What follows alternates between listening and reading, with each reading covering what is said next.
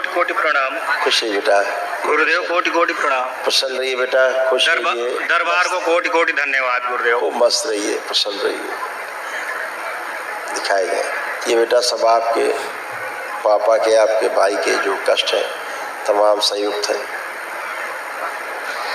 Ascites की स्मृतियां थी, कमर में दर्द होना, अकड़न जकड़न होना, लीवर सिरोसिस की स्मृतियां थी, आंखों में धुंधलापन आ रहा था, भुलाने वाली स्मृतियां थी, सुनकर पूरा न समझने देने वाली स्मृतियां थी, श्वास फूलना, शरीर में जल तत्व बढ़ा हुआ था, उलझन, बेचैनी, घबराहट होना, किडनी फेल की स्मृतियां थी, पीलिया की स्मृतियां थी, यूरेटर में सूजन था, कार्य से उच्चाटन होना, नकारात्मक विचार आना, हार्ट के वॉल्व श्रिंक हो रहे थे, श्वास फूलती थी, गॉल ब्लैडर में घाव बन रहे थे, पेशाब करने में जोर लगाना, धातु जाना, पेट में ट्यूमर बन रहा था, कैंसर की स्मृतियां थी, हड्डियों में, रक्त में, कोलोन में, लीवर में, छाती में, लंग्स में और पैनक्रियास में।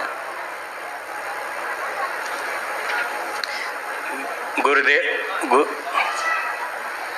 किडनी निष्क्रिय हो रही थी, पेशाब आना बंद हो रहा था, यूरेटर नली में घाव और पस बन रहे थे और नली बंद होती जा रही थी।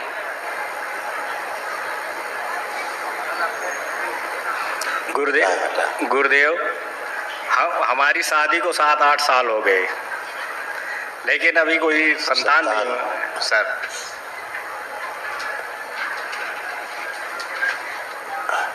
और दिखाते क्यों नहीं होती थी यूट्रस थी। और पति पत्नी का कोई तालमेल पूरब और पश्चिम वाला है, सब बताते हैं। पहले देखो क्यों नहीं होती थी। यूट्रस में पस भर रहा था और यूट्रस कमजोर होते जा रहा था, ओवरी निष्क्रिय हो रही थी, गर्भपात कराने वाली स्मृति थी और पीसीओडी की स्मृति थी, मासिक अनियमित रहता था। समझ गए। और इनके कष्ट समझिए क्या क्या थे जिसने संतान नहीं होती थी, उसके साथ साथ और तमाम कष्ट दरबार ने सब हटाए हैं।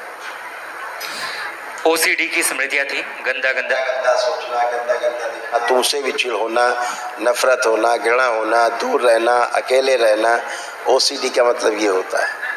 यही आप कहना चाह रहे थे अभी? हाँ हाँ गुरुजी। तो अभी सब नष्ट हो गई, अभी सब बचा नहीं है। आगे सुन लीजिए क्या क्या था। उलझन, बेचैनी, घबराहट होना, श्वास लेने में भारीपन महसूस करना, गर्भाशय में घाव बन रहे थे, रक्त दूषित हो रहा था, छाती में दर्द और जकड़न होना, हड्डियों में गलन हो रही थी, पेट में दर्द होना, कमर में दर्द होना, गंदे सपने आना, गंदे स्पंदन होना, आस पास किसी के होने का एहसास होना, सुनकर पूरा न समझना, पेट में कुछ घूमता ऐसा महसूस होना, पेट में जलन होना, कूल्हे में दर्द होना, मासिक संबंधित कष्ट होना, किडनी डैमेज हो रही थी, कैंसर की स्मृतियां थी, यूट्रस में, रक्त में, हड्डियों में, गुदाद्वार में, श्वास नली में और लीवर में।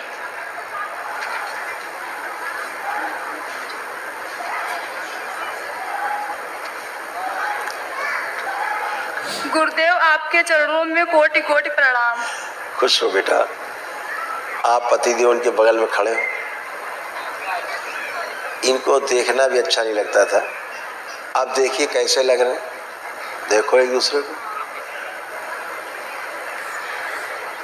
अब ये कैसे लग रहे हैं, खराब लग रहे हैं कि अच्छे लग रहे हैं? पहले भी अच्छे थे, अब भी अच्छे।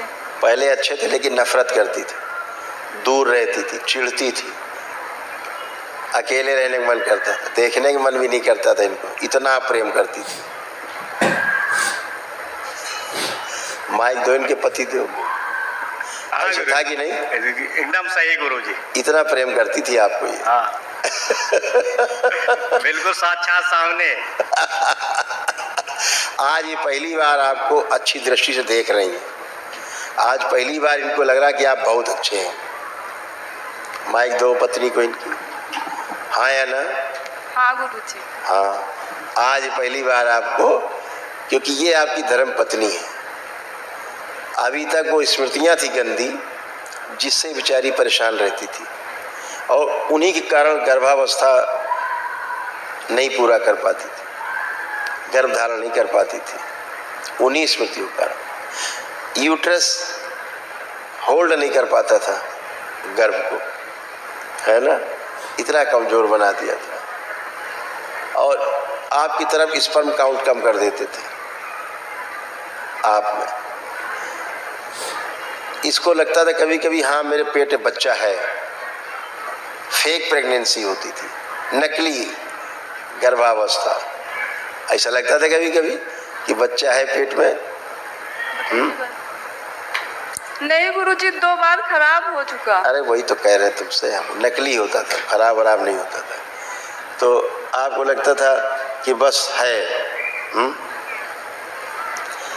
कारण क्यों नहीं होता था कि आप जब दोनों मिलते थे कभी